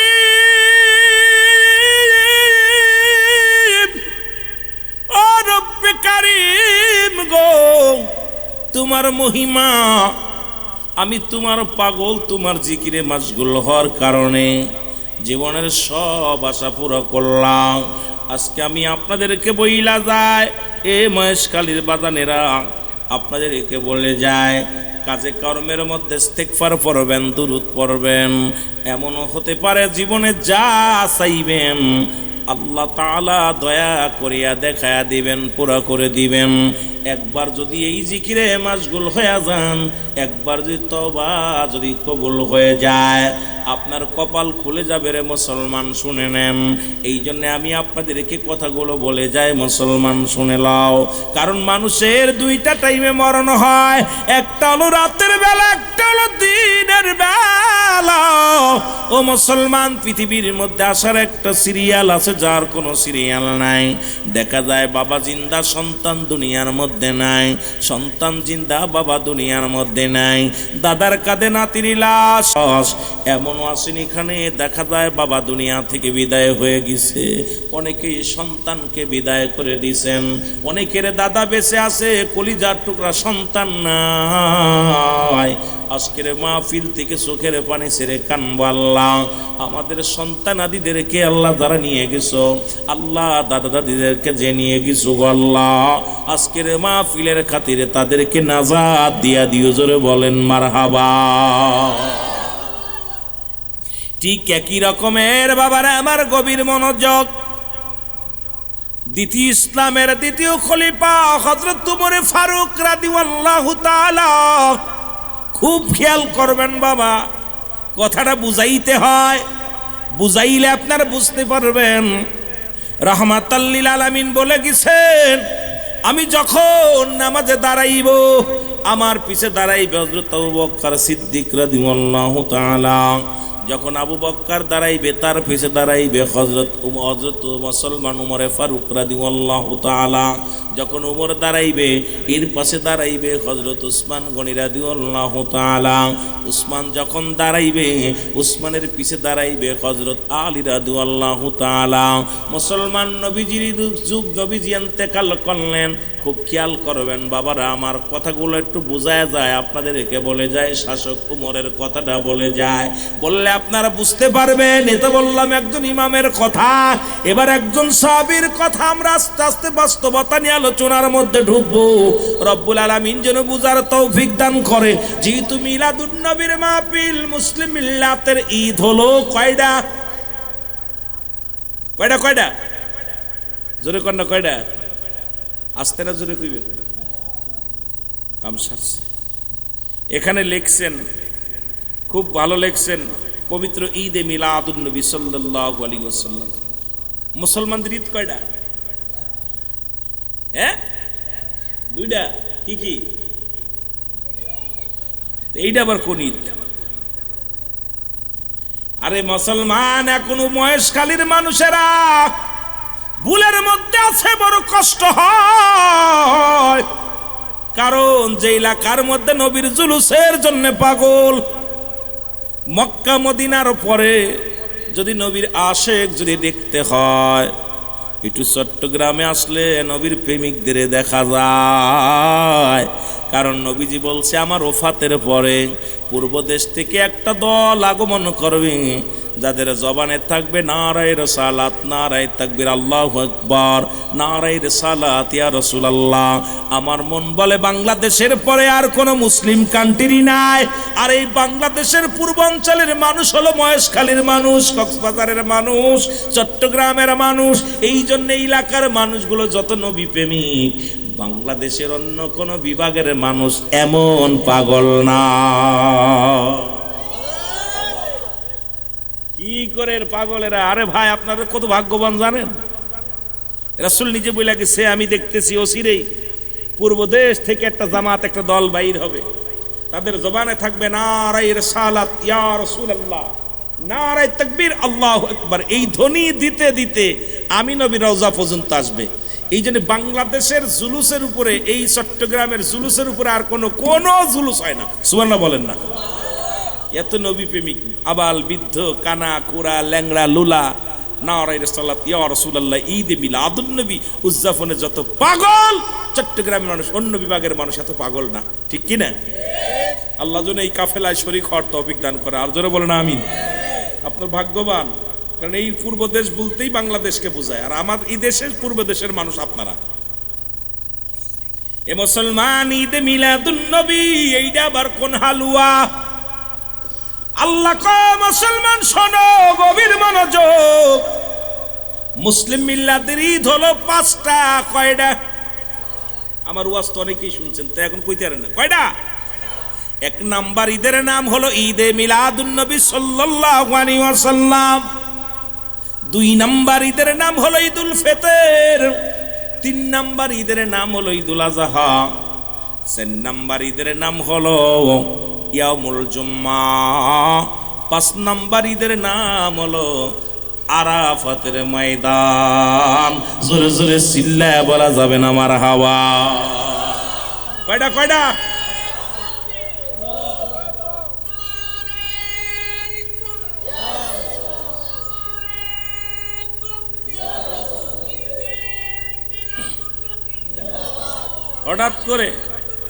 হঠাৎ করে ওয়াজ একটু মোর দিল, কারণ ইল্লাতে হঠাৎ করে পত্রিকার দিকে তাকাইলাম আর আপনাদের মুখের দিকে তাকাইলাম। কয়টা ঈদ? কয়টা? ঈদ মানে আনন্দ, মিলাদ মানে জন্ম বৃত্তান্ত। এখন ঈদে মিলাদুন নবী মানার জন্য আমি ছোট্ট কোনো কুরআন হাদিস কত দলিল লাগতো না। যদি আপনার এলাকায় যদি কোনো কাট্টা ওয়াহাবি থাকে, তারে বলবেন ওয়াহাবি ভাই বসো। আর ঈদে মিলাদুন নবীর দলিল বেশি না, সূরা ইখলাস দিয়ে দিবা। আল্লাহ কয় বিসমিল্লাহির রাহমানির রহিম, কুল হুয়াল্লাহু আহাদ আল্লাহুস সামাদ লাম ইয়ালিদ ওয়া লাম ইউলাদ ওয়া লাম ইয়াকুল লাহু কুফুয়ান আহাদ। আমি আপনাদেরকে একদম সংক্ষিপ্ত আকারে বুঝাইয়া দিতেছি। আল্লাহ বলে হাবিব আপনি জানেন তো আমি আল্লাহ এক রে। আজকে যারা ঈদে মিলাদুন নবী মানে না, তাদের জন্য আপনারা ভালো করে বুঝাইবেন। রুহুল আমিনের লাগবো না, এলাকার ঘরে ঘরে সুন্নি ভাইয়েরা উত্তর দিতে পারবেন। আল্লাহ বলে আমি আল্লাহ এক। আল্লাহ কয়জন? আরো জোরে বলেন। আল্লাহ কয় আমি আল্লাহ এক। আমি কাউরে জন্ম দিই নাই, কারো থেকে জন্ম নিই নাই। এই পৃথিবীর মধ্যে, আসমান জমিনের মধ্যে আমার সমতুল্য সমকক্ষ আর কেউ নাই। এই সারা পৃথিবী আমার মুখাপেক্ষে আমি কারুর নয়। এখন আমার নবীর জির নাম হলো হযরত মুহাম্মদুর রাসূলুল্লাহ সাল্লাল্লাহু আলাইহি ওয়াসাল্লাম। ওদের জিগাইবেন মিলাদ হলো আছে আমার নবীর, মিলাদ নাই আল্লাহর। এখন মিলাদুন নবী যে মৌলবী মানে না, ওরে আগে পিটাইতে হবে। কারণ এই দুনিয়ার মধ্যে আলেম সাহেব শোনো গো, একমাত্র মিলাদ নাই আমার আল্লাহর। মিলাদ আছে ওই মৌলবীর গরুর মিলাদ আছে, ওই মৌলবীর নিজেরও মিলাদ আছে। মিলাদ শব্দের অর্থই হলো জন্ম বৃত্তান্ত। এখন আমার নবীর নাম হযরত মুহাম্মদুর রাসূলুল্লাহ সাল্লাল্লাহু আলাইহি ওয়াসাল্লাম। আব্বার নাম আব্দুল্লাহ, মার নাম আমিনা, দাদার নাম আব্দুল মুতালিব, দাদির নাম ফাতিমা। মুসলমান নানার নাম আব্দুল ওহাব, জোরে নানির নাম বাররা। বংশ হলো মুসলমান কুরাইশ বংশ। 570 খ্রিস্টাব্দে দুনিয়ার মধ্যে নবী আসছে। এখন মৌলবীরে জিগাইবেন তোর আল্লাহর আব্বার নাম কি, তোর আল্লাহর মার নাম কি আগে ক। কারণ আমার নবীর আব্বা ছিল, মা ছিল, বংশ তারিখ ছিল, মুসলমান জন্ম তারিখ ছিল। এই জন্য আমার নবীর মিলাদ আছে, আল্লাহর মিলাদ নাই। আজকে মিলাদুন নবী যারা না মানে, এদের মতো বোকা মানুষ আর দুনিয়ায় নাই। জোরে বলেন ঠিক কিনা? কথা ক্লিয়ার? আরে আপনারা উত্তর দিবেন, আমাদের লাগতো না, এই জন্য আপনাদের জন্য সহজ করে দিলাম। ওই মিলাদ নাই কার? আরো ধরে কোন দিন কার মিলাদ আছে? কার? যে কয় নাই ওরও আছে মিলাদ। ওইটার জিগাইবি তুই কি আকাশতে পড়ছিস? তোর আব্বা নাই, তোর মিলাদ আছে। সুতরাং মিলাদের বিরোধিতা করার কোন পাইতারা করে লাভ নাই, কারণ মিলাদ আছে আমার নবীর, মিলাদ আছে কুল কায়নাতের স্রষ্টার মিলাদ নাই, সৃষ্টির মিলাদ আছে। তোরা বলেন ঠিক কিনা? সৃষ্টি করছে কে? সুতরাং তার কোনো মিলাদ নাই, সৃষ্টির মিলাদ আছে, স্রষ্টার মিলাদ নয়। এইটা বুঝাইবি কেমনে করে? আমার নবী কি একবারে উপর থেকে ঠাস করে পড়ে গেছে? আব্বা ছিল না, মা ছিল না, জন্ম ছিল না। এখন এটাও বুঝলাম, কয় হুজুর এটাও বুঝলাম, এখন ঈদ মানে আনন্দ। কয় হুজুর এইবার আনন্দ। আরে ভাই, তোমার একটা পুলা হইলে তুমি খুশি না বেজার? ওহাবিরে জিগাইবে, ওই ওহাবি নবীর মিলাদ পাই আমরা খুশি হই, তোরা বেজার হইস কারণটা কি? কারণ ওই লোকটা লেখাপড়া করে একটা চাকরি পাইছে, ও খুশি না বেজার? বেশি কথার দরকার নাই, মৌলবী সাহেব সুন্দর একটা বউ পাইছে, খুশি না বেজার? আসতে না জোরে হয় না রে, ও মনে হয় বেজার হয়। এরে মুসলমান শুনে নাও, ভালো একটা গাড়ি কিনছে, খুশি না বেজার? জমি কিনছে, খুশি না বেজার? ভালো ব্যবসা করে, খুশি না বেজার? আর আমার নবী আইলে যারা বেজার হয়, এর মধ্যে আর বুঝতে বাকি নাই ওর জন্মের মধ্যে ভেজাল। জোরে বলেন ঠিক কিনা?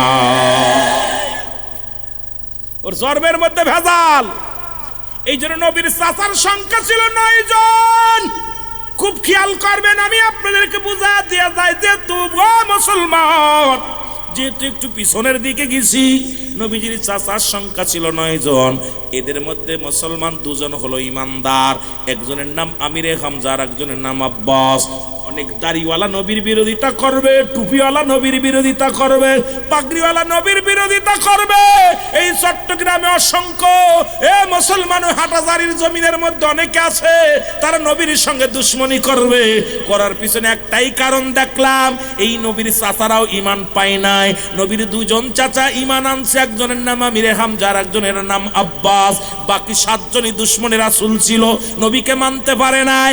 মহেশখালীর বাবারা, নবীর চাচা হইয়াও নবীরে চিনতে পারে নাই। নবীর ফুপুর সংখ্যা ছিল 6 জন, এদের মধ্যে ইমানদার হলো 2 জন, একজনের নাম হযরত সুফিয়া আর একজনের নাম হযরত ওমর। বাকি 4 জনই নবীরে চিনতে পারে নাই। ওই 4 আর 7 11 জন দুশ্মনে রাসূল ছিল। 7 জন ছিল ইমানদার, 11 জন হলো বেঈমান। এই জন্য চট্টগ্রামের জমিনে হাফ আছে সুন্নি, হাফ আছে বাতিল। কথা কয় না, কথা কয় না, বুঝিয়ে নেই কথা হইয়ে না। অনেকে দাড়িওয়ালা টুপিওয়ালা নবীর কথা শুনলে কষ্ট পায়। কষ্ট পাবে না কেন? শুনেন না, রাসূলের চাচা ছিল কয়জন? কথা কয় না রে, আমার কথা বোঝেন? ভাষা বুঝতেছেন তো? খুশি হইলাম। না বুঝলে তো বিপদ, কারণ অত দূর থেকে বক্তা বাড়া করে আইনা যদি বক্তার কথা না বুঝি, ইয়েস নো ভেরি গুড, তাহলে বিপদ না? এই জন্য আমিও চাচ্ছি বাংলা ভাষা একদম শুদ্ধ বাংলায় কথা বলার জন্য, যাতে করে আপনাদের বুঝতে ভালো হয়। আমার বাবারা, 9 জন চাচার মধ্যে 2 জন ইমানদার, বাকি 7 জনই কয় ও আমাদের বেটা মোহাম্মদ, ও আমাদের আব্দুল্লাহর বেটা মোহাম্মদ, ও নবী হইল কেমনে? ও নবী মানা যাবে না, মানতে পারে নাই তারা। আবার নবীর ফুফু ছিল 6 জন, এদের মধ্যে 4 জনই কয় দেখ আব্দুল্লাহর বেটা মোহাম্মদ, ওর বাপ নাই, ও নবী ভাই কেমনে? কথা বলেন, আব্দুল্লাহ ইবনে ওহাবের গোষ্ঠী যারা, নজরের গোষ্ঠী যারা, জীবন ওই গোষ্ঠী যারা জীবনও নবী মানবে না। জোরে বলেন ঠিক কিনা? এদেরকে আপনি যতই কুরামিন দেন আর যতই বুঝান, সুতরাং ইমানের মাপকাঠি কঠিন। এই ইমানটা দাড়ি টুপি থাকলেই নবীরে মানবে, জুব্বা থাকলেই নবীরে মানবে, বড় পাগড়িওয়ালা হলেই নবীরে মানবে না। এই যে আশেকে রাসূল যারা নবীর কথা শুনলেই কলিজা ঠান্ডা হয়ে যায়, তাদের অন্তর কুশব্দ হয়ে যায়, এদের আওয়াজ বেড়ে যায়, এদের শক্তি বেড়ে যায়। জোরে বলেন ঠিক কিনা? আরো জোরে বলেন ঠিক কিনা? এই যে মহেশখালীর আমি প্রথমে আসার পর দেখছি রাসূলের কথা শোনা পরে দেখছি আপনাদের স্পিরিট বাড়ছে। কারণ এইরকম আবার এই জামানার মধ্যেও আছে আশপাশে অসংখ্য, তারা নবী মানতে রাজি না, নবী মানতে রাজি না। আমদার মতো মানুষ, আমগার মতো মানুষ ওই মোল্লারে জিগাইবেন, নবী কয় হায়াতি খায়রুল লাকুম, আমার হায়াতের জিন্দেগিটা আমার উম্মতের জন্য কল্যাণ স্বরূপ গো। ওই মৌলবীর জিগাইবে আদম আলাইহিস সালাম বলে রব্বানা যালামনা আনফুসানা ইল্লাম তাগফির লানা ওয়া তারহামনা লানাকুনান্না মিনাল খাসিরিন। আদম কয় রব্বানা যালামনা, আল্লাহ আমি জালিমদের অন্তর্ভুক্ত হয়ে গেছি। এখন আদম নবীরে যদি কোনো ব্যক্তি জালিম বলে তার ঈমান থাকবে না, তার বউ অটো তালাক হয়ে যাবে। এখন আদম তো নিজেই বলছে আমি জালিম হয়ে গেছি। আর নবী কয় হায়াতি খায়রুল লাকুম, আমার হায়াতের জিন্দেগিটা আমার উম্মতের জন্য কল্যাণ স্বরূপ। ওয়াফাতি খায়রুল লাকুম, আমার ওফাতটা আমার উম্মতের জন্য কল্যাণ স্বরূপ। ও মামায়াতি খায়রুল লাকুম, উম্মতিরা রে এই দুনিয়া থেকে আমি নবী বিদায় হয়ে গেলাম, এটা আমার উম্মতের জন্য কল্যাণ স্বরূপ। এখন আমার দেশের মৌলবীরা কয় নবী মরে গেছে, ও কপাল পুরা হন। নবী কয় ওয়াফাতি খায়রুল লাকুম ও মামায়াতি খায়রুল লাকুম, নবী কয় উম্মতিরা রে আমি নবী দুনিয়া থেকে বিদায় নিলাম আমার উম্মতের কল্যাণের জন্য গো। এই দুনিয়া থেকে বিদায় নিয়ে ঘুমায় আসি আমি নবী। আমার কোন উম্মত যদি ভালো কর্ম করে আমি নবী প্রশংসা করি আল্লাহর দরবারে। আবার যদি কোন উম্মত গুনাহের কাজ করে আমি নবী আল্লাহর দরবারে ইস্তেগফার করি, মাফ চাই। এমন নবীর উম্মত হইলাম। ভুল করে সন্তান মাফ চায় বাবায়।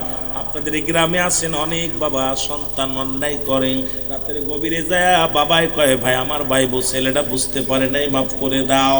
অনেক মা অন্যায় করে গ্রামের ছেলে মাফ চাই চেয়ারম্যান মেম্বার যাইয়া। আরে এমন নবীর উম্মত হইলাম, ভুল করি আমি ক্ষমা চাই আমার নবী। সেই নবীর বিরোধিতা যারা করে এদের মতো মুনাফিক, এদের মতো দুশ্মন, এদের মতো বেয়াদব এই পৃথিবীর মধ্যে আর কেউ নাই। জোরে জোরে চিল্লায় বলেন ঠিক কিনা? অন্যায় করে ফুলা মাফ চায় বাবা, অন্যায় করে গ্রামের ছেলে মাফ চায় চেয়ারম্যান মেম্বার যায়। অন্যায় করি আমি নবী চাই মাফ। এই নবীর পক্ষে থাকার দরকার আছে কি না? আরো যারা বলে না আছে কি না? এরই আমার মনের জল্পনা কল্পনা নবী যাব আমি সোনা, যাব আমি, জোরে জোরে বলো যাব আমি। আমার মনের জল্পনা কল্পনা নবী যাব আমি সোনা। নবীজি কেউ ভালোবাসি মনটাই আমার, নবীজি কেউ ভালোবাসি। ওরে নবীজি কেউ ভালোবেসে তৃপ্তি মেটে না, বলো নবীজি কেউ ভালোবেসে তৃপ্তি না গো। যাব আমি সোনা ই বলো, যাব আমি সোনার মদিনায়, বলো যাব আমি। আমার মনের জল্পনা কল্পনা নবী যাব আমি সোনা। এই নবীর প্রেমে এত জাদু ডাকিলে মনে হয় মধু, নবীর প্রেমে এত জাদু ডাকিলে মনে হয় মধু। এই মধু কোথাও মেলে না, বলো এই মধু না গো। যাব আমি সোনা ই বলো, যাব আমি সোনার মদিনায়, বলো যাব আমি। আমার মনের জল্পনা কল্পনা নবী যাব আমি সোনা। এই দুনিয়ার মুসলমান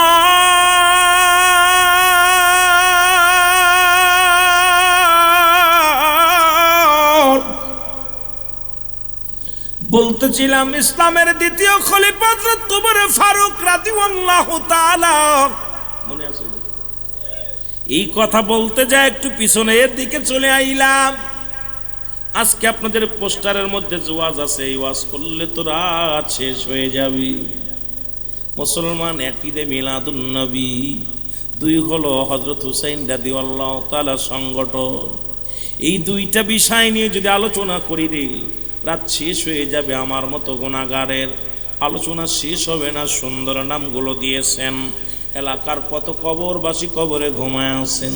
হযরত ওমরের জামানায় একজন রাখাল, খুব খেয়াল করবেন বাবা, একজন রাখাল প্রতিদিন মাঠে মেষে চড়ায়, আর এমন বুজুর্গ মানুষ আল্লাহ জিকির করেন, খুব বুজুর্গ মানুষ, মনে বড় স্বপ্ন, জীবনে মুসলমান দুইটা প্রতিজ্ঞা করেছে, দুইটা চাইছে আল্লাহর কাছে জীবনে নামাজ পড়িয়া, দুইটা দাবি করে, একটা নাম্বার রব্বে কারীম,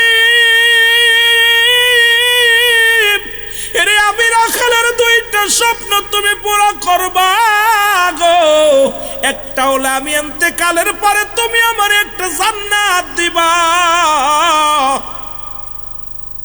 দুই নাম্বার হলো এই জমিনের মধ্যে মক্কা মদিনার মধ্যে একজন ন্যায়পরায়ণ শাসক, আল্লাহ নবীর সাহাবী হযরত ওমর ফারুক রাদিয়াল্লাহু তাআলার সঙ্গে আমারে দেখা করায়া দিবা।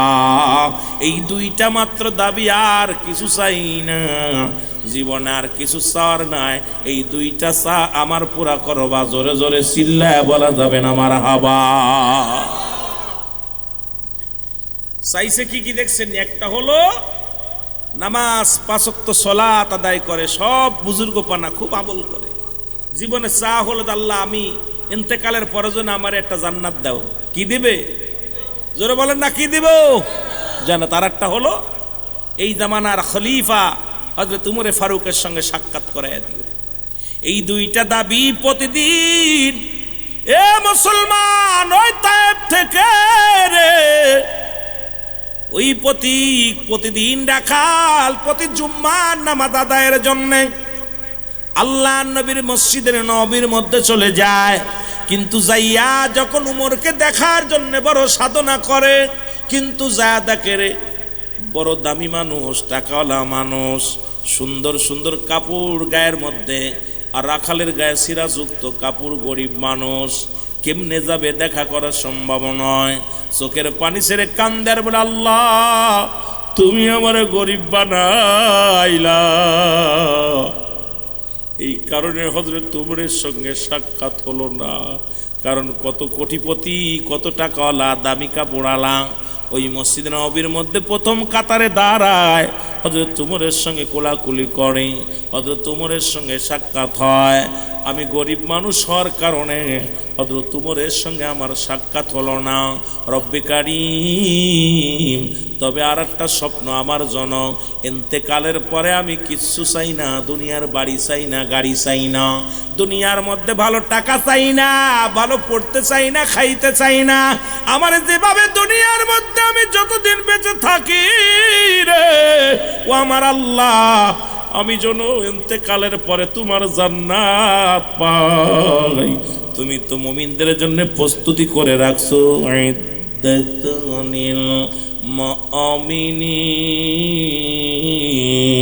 আল্লাহ কয় মুমিনদের জন্য, মুত্তাকিনদের জন্য একটা নয়, দুটি নয়, 8টা জান্নাত প্রস্তুতি করে রাখলাম। জোরে জোরে চিল্লায় বলা যাবে না মারহাবা। আমার কথা না, আল্লাহর কথা। প্রস্তুতি করে রাখছে মুমিনদের জন্য কয়টা জান্নাত? কিডা কিডা যাবেন? এত দেরি লাগে? যাবেন না? হাত উঠান না।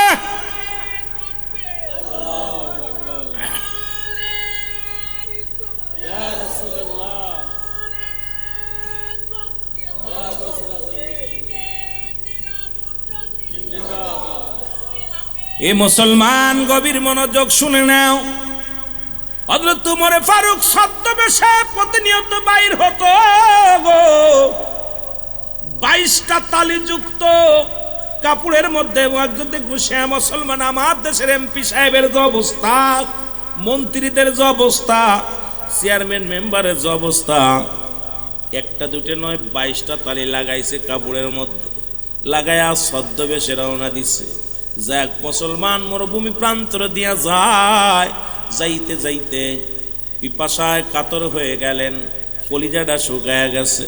দেখে একজন রাখাল বকরি চড়ায়, রাখালের কাছে যাইয়া ডাক দে, কয় রাখাল, ও রাখাল, রাখাল রে। রাখাল সামনে আসছে, রাখালকে দেয় সালাম, দা আসসালামু আলাইকুম। আমার মন বলে আপনি মুসলমান। রাখাল বলে আলাইকুম আসসালাম, আমি মুসলমান। বলো রাখাল, আমি প্রতীক, আমি একজন রাজ দরবারে যিনি প্রধানমন্ত্রী, খুব খেয়াল করবেন বাবা, যিনি তৎকালীন জামানার শাসক, যিনি খলিফা, তিনি একজন ভেষ ধরে 22 তালি কাপড় গায়ে ভিতরে বাইর হইল। আমার বাবারা অনেক গরিব মানুষ, কষ্ট পাওয়ার কিছু নাই, কারণ আল্লাহ নিজেই কল কাসিম হাবিবুল্লাহ, দিন মজুরি মেহনতকারী আল্লাহর বন্ধু। সুতরাং যারা কষ্ট করেন, মাঠের মধ্যে শ্রম দেন, যারা গায়ের ঘাম যারা রৌদ্রের মধ্যে থাকেন, অটো চালান, যারা মিশুক চালান, এই পাগলদেরকে আল্লাহ বন্ধু হিসেবে ডাক দিছে। জোরে জোরে চিল্লায় বলা যাবে না মারহাবা। আপনাদের ওয়াজ করছে আল্লাহ, গরিব মানুষের ওয়াজ করছে আল্লাহ, যারা কাজ করে খায়, যারা কর্মচারী, দিন মজুরি মেহনত করে, এদের কথা আল্লাহ কইছে কোরআনে। সুবহানাল্লাহ বলেন না?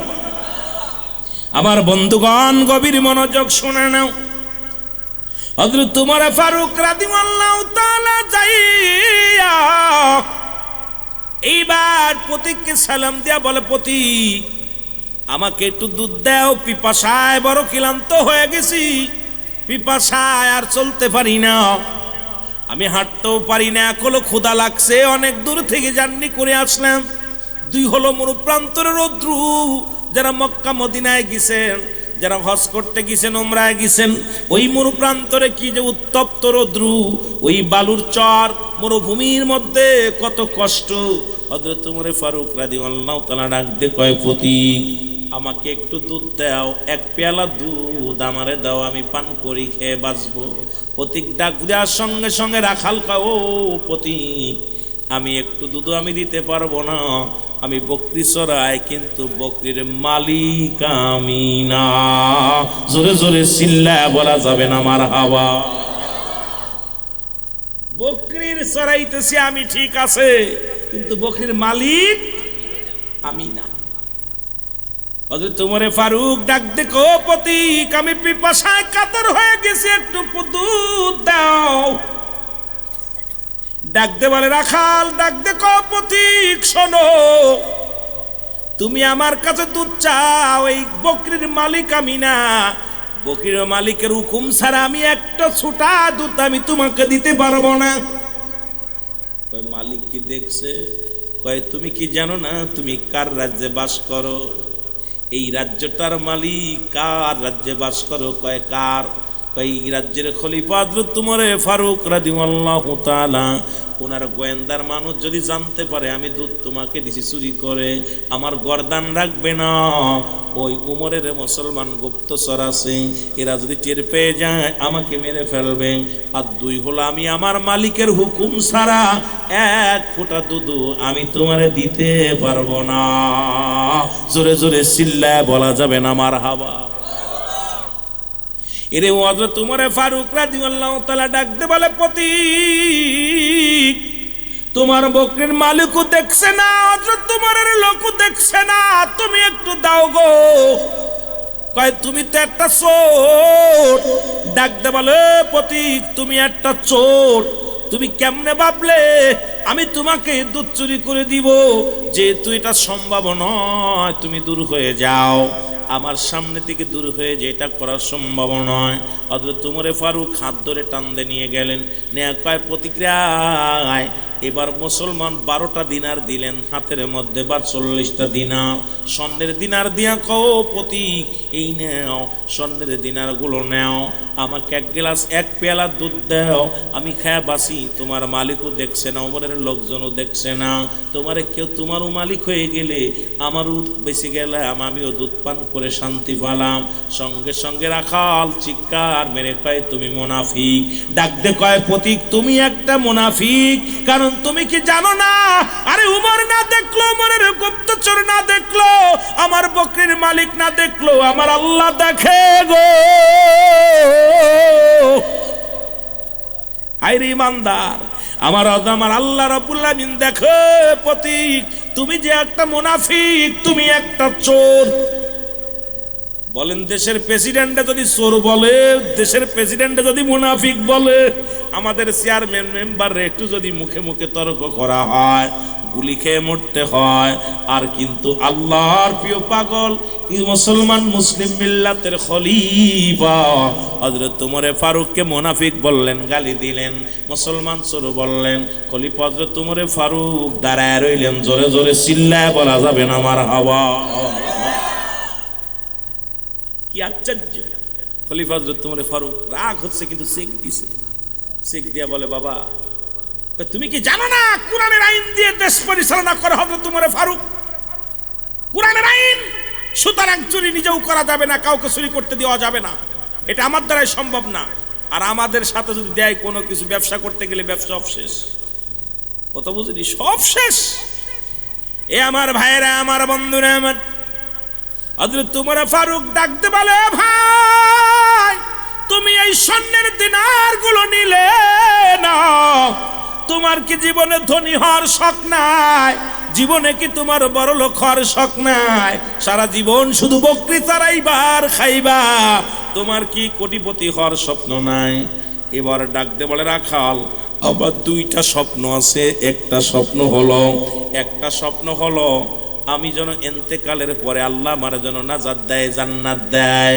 কারণ আমার জীবনে কোনো স্বপ্ন নাই, যত কষ্ট হোক দুনিয়ার মধ্যে হাজারো কষ্ট সহ্য করব, আমার ইন্তেকালের পরে যেন রব্বে কারিম আমাকে একটা জান্নাত দিয়া দেয়। দ্বিতীয় স্বপ্ন হলো, যেহেতু হযরত ওমর ফারুক কোরআন দিয়ে দেশ পরিচালনা করেন, খলিফা আল্লাহর নবীর সাহাবী হযরত ওমর ফারুক রাদিয়াল্লাহু তাআলাকে একটু শরীয়তের চোখ দিয়ে দেখতে চায়। এই দুইটা মাত্র আমার আর কোনো চাওয়া নাই। জোরে জোরে চিল্লায় বলা যাবে না মারহাবা? আরো জোরে জোরে চিল্লায় বলেন মারহাবা। ও তোরা দেখলে ছবি পাগল হবি, তোরা দেখলে ছবি ওরে কাঁদবি বসে নিরালায়, বল কাঁদবি বসে নিরালায়। আমার দয়াল নবী যেই দেশে ঘুমায়, আমার মায়ার নবী যেই দেশে ঘুমায়, বল প্রেম যদি করবি রে মন, বল প্রেম যদি করবি রে মন, সব সেরে চল মদিনায়, তোরা মদিনায়। আমার দয়াল নবী যেই দেশে ঘুমায়, আমার মায়ার উম্মতের কান্ডারি নবী, আমার উম্মতের কান্ডারি নবী, আমার কাঁদিতেছেন মদিনায়। আমার দয়াল নবী যেই দেশে ঘুমায়, আমার মায়ার। এ ভাইরা, আমার বন্ধুরা, আমার যে কথাগুলো বলি দেবের কান্ডা লাগা, শোনো গো। রাখাল ডাকতে বলে, ভাই প্রত্যেক জীবনে আর কোনো স্বপ্ন নাই রে, দুইটা স্বপ্ন। একটা হলো আল্লাহর জান্নাত, আর একটা হলো প্রিয় নবীর সাহাবী হযরত ওমরের সঙ্গে সাক্ষাৎ। হযরত ওমরে ফারুক ডাক দে কয়, ভাই প্রতীক দোয়া করে। ওমরে ফারুক হাত উঠায় দোয়া করে, আল্লাহ এই তুমি রাখালকে তুমি জান্নাত দিয়া দিও গো আল্লাহ, এই রাখালকে তুমি একটা জান্নাত দিয়ে দিও। রাখাল গালি দেয়, কয় তুমি একটা চোর মুনাফিক, তুমি কার জন্য দোয়া করো? নিজেই তো একটা চোর, চোর হইয়া দোয়া করো আমার জন্য। তুমি একটা মুনাফিক, তুমি আমার জন্য দোয়া করো, তুমি আমার জন্য কেন দোয়া করো? ওমরে ফারুক মনে এত রাগ সেক দিয়ে দাঁড়ায় রইলেন। দ্বিতীয়বার বললেন, ভাই আপনি জান্নাত চাইছেন, তাই তো আপনার জন্য দোয়া করলাম। দ্বিতীয় হলো, আপনি চাইছেন উমরের সঙ্গে দেখা করতে, আগামীকাল ফজরের নামাজটা জামাতে পড়বেন মসজিদে নববীর মধ্যে। আপনি তো জানেন না ওই মসজিদে নববীর মধ্যে ফজরের নামাজের ইমামতি করবে হযরত উমরে ফারুক। আপনি সামনের কাতারে যে দাঁড়ায় যাবেন, হযরত উমরের সঙ্গে সাক্ষাৎ হয়ে যাবে। জোরে বলেন মারহাবা। আর একটু জোরে বলো মারহাবা। প্রতীক বাড়ি গেলেন, বাড়ি যাইয়া মাগরিবের নামাজ আদায় করলেন। আদায় করিয়া কেন যেন মনের ভিতর আনচান শুরু হয়ে গেল, আহারে ওই লোকটা আমাকে মদিনায় যাইতে বলল রে, আমি যাব, আজকে যাব, যায় সামনের কাতারে দাঁড়াইব। ওই সিরাযুক্ত কাপড় গায়ে দিয়া রাখাল চলে গেলেন মসজিদের মধ্যে। মুসলমান শুনে নাও, এবার মসজিদ নববীর মধ্যে যাইয়া দেখে রে হযরত ইমাম বরাবর একজন বসে আছে। উনি আর কেউ নয়, ইমামের পিছে বসে থাকবে হনে বসে আছে হযরত উসমান গনি রাদিয়াল্লাহু তাআলা। উসমান গনির পাশে যে দাঁড়াইলেন মুসলমান রাখাল, দাঁড়ায়া সুন্নাতের হুকুম হয়ে গেল, আযান হয়ে গেল, আসসালাতু খায়রুম মিনান নাওম, ঘুম থেকে নামাজ উত্তম। নামাজের জন্য মুসলমান উসমান গনি হুকুম দিলেন, তোমরা সবাই সুন্নাত পড়ো। সুন্নাত নামাজ শেষ করলো। শেষ করিয়া উসমান গনি রাদিয়াল্লাহু তাআলার পাশে বইয়া ওই সিরাযুক্ত কাপড়ওয়ালা বসে আছে। উসমান গনি রাদিয়াল্লাহু তাআলা কয়, ভাই আমি তো তোমারে চিনলাম না, জীবনে তো তোমারে মসজিদেই সামনের কাতারে দেখি নাই, আজকে কেন আসছো এখানে, তোমার বাড়ি কই? রাখাল কয়, হুজুর আমি জানি আমি গরিব মানুষ, আমি এখানে আসার যোগ্য নয়, কারণ এই কাতারে সব দামি মানুষ দাঁড়ায়, বড় লোক মানুষ দাঁড়ায়। নবী মুসলমান শুনে নাও, বড় বড় সাহাবীরা দাঁড়ায়, এখানে আমি দাঁড়াইছি, আজকের দিনটা আমাকে একটু দাঁড়াতে দেন। আজকে উমর আসবে, নামাজ এখন নামাজ পড়াইবে কে? হযরত উসমান গনি রাদিয়াল্লাহু তাআলা কয়, ও প্রতীক শোনো, এখন নামাজ পড়াইবি, ফজরের নামাজের ইমামতি করবে ইসলামের দ্বিতীয় খলিফা হযরত উমর ফারুক রাদিয়াল্লাহু তাআলা। বলে, ভাই আমাকে একটু সুযোগ দেন, আমি আজ বাদে আর কোনোদিন আমি সামনের কাতারে আসবো না, আমি একটু হযরত উমর ফারুককে দু নয়ন ভরে দেখবো। জোরে জোরে চিল্লায় বলা যাবে না মারহাবা।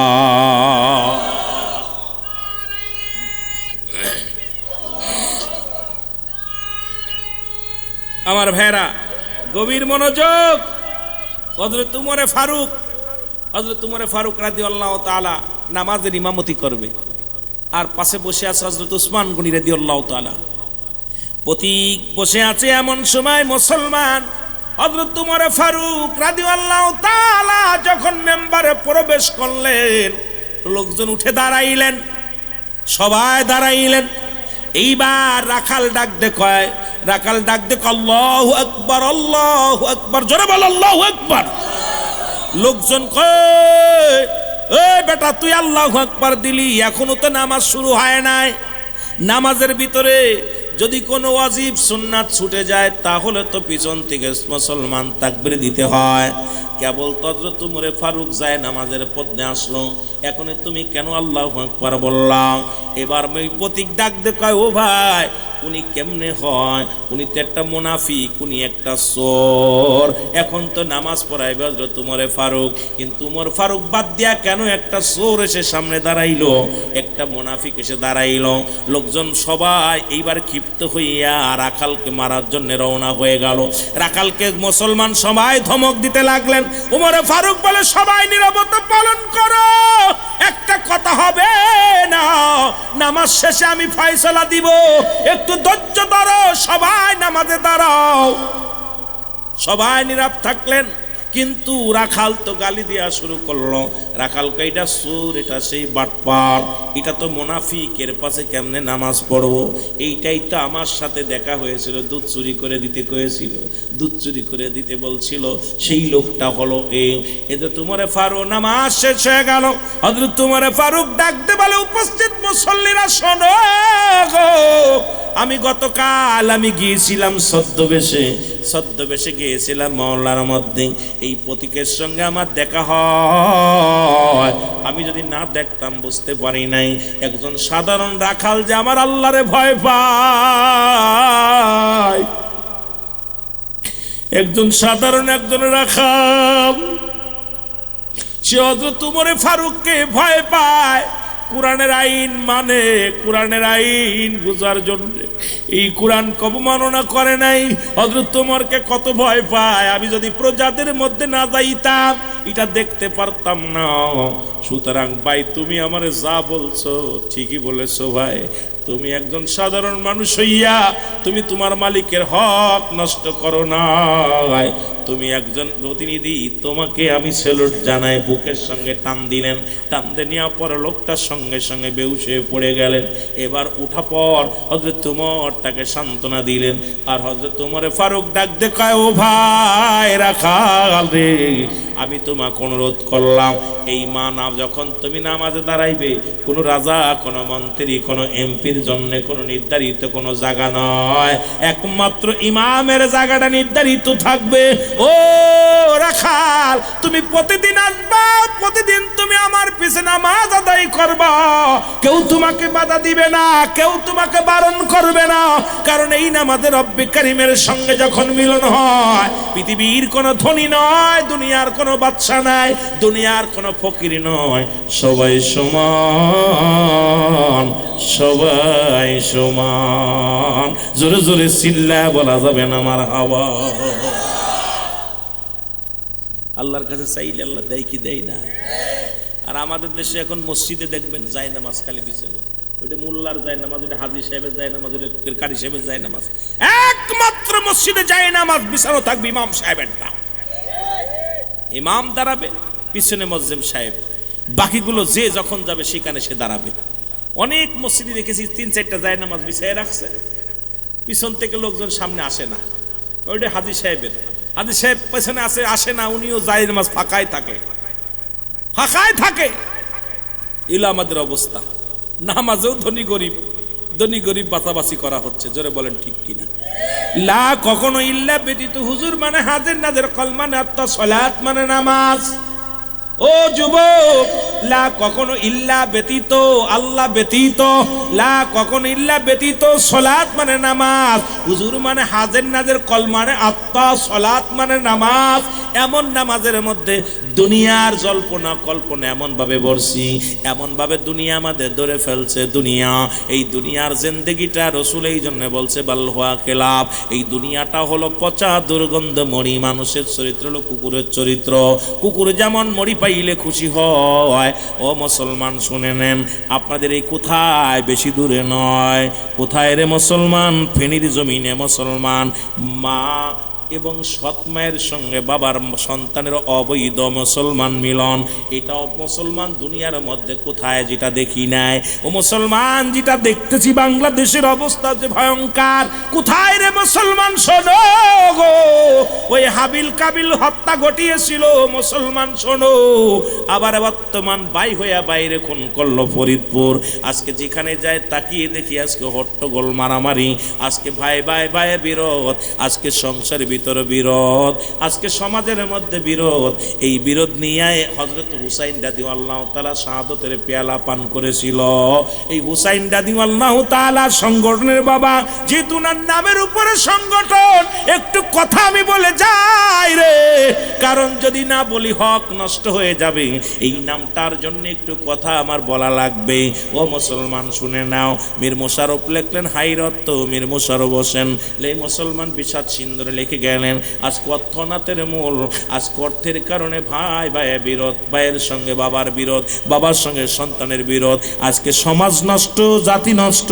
ও রব্বুল আলামিন আমাদেরকে বোঝার তৌফিক দান করো। জোরে জোরে চিল্লায় বলো মারহাবা, আর জোরে জোরে চিল্লায় বলো আল্লাহু আকবার।